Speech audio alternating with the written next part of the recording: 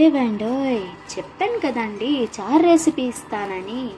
మీరు ఆలోచిస్తున్నారేమో చారు ఏంటి రసంలానే ఉంటుందిగా.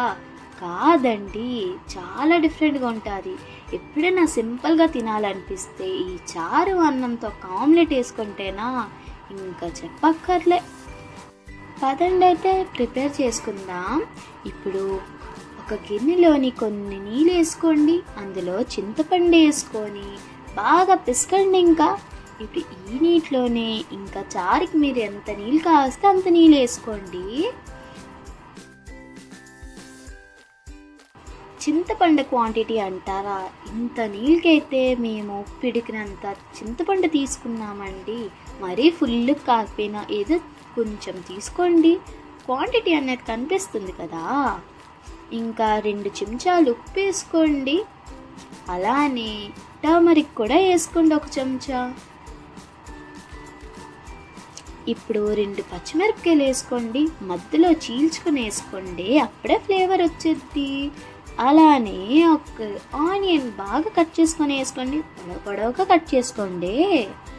ఇప్పుడు ఇదొక 15 నుంచి 20 నిమిషాల వరకు బాగా బాయిల్ అవనియండి. చూసారా, ఇగో ఇలా బాయిల్ అవ్వాలన్నమాట. ఉప్పు ఇప్పుడే చేసుకోండి, సరిపోకపోతే వేసుకోండి, సరేనా.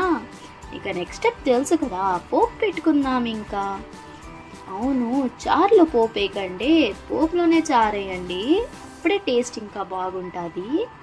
ఆయిల్ వేడెక్కాక ఇందులో వెల్లుల్లిపాయలు వేసుకోండి, అలానే జీరా కూడా వేసుకోండి, సర్సో కూడా వేసుకోండి. ఇంక ఇవి కొంచెం బాగా వేపండి, మాడినీకండి, లేకపోతేనా ఇంకా టేస్ట్ అంతా పాడైపోద్ది. అలాగే 3 ఎండుమిరపకాయలు, కొన్ని కరివేపాకు, అలానే ఒక ఆనియన్ వేసుకోండి. ఆనియన్ అనేది సన్నగా తరగండి, కొంచెం వాము వేసుకోండి, డైజెషన్కి మంచిదిగా. చూసుకోండి, పోపు అనేది బేగ మాడిపోద్ది.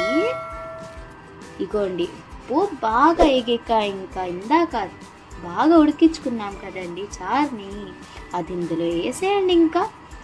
ఇంకా అటు ఇటు తిప్పి చిన్న బెల్లం ముక్క వేయండి, చాలా బాగుంటుంది. పుల్లు ఉంటే కొంచెం బెల్లం వేస్తే బాగుంటుందండి, మిగతాది మీ ఇష్టం, మీరు స్కిప్ చేయొచ్చు.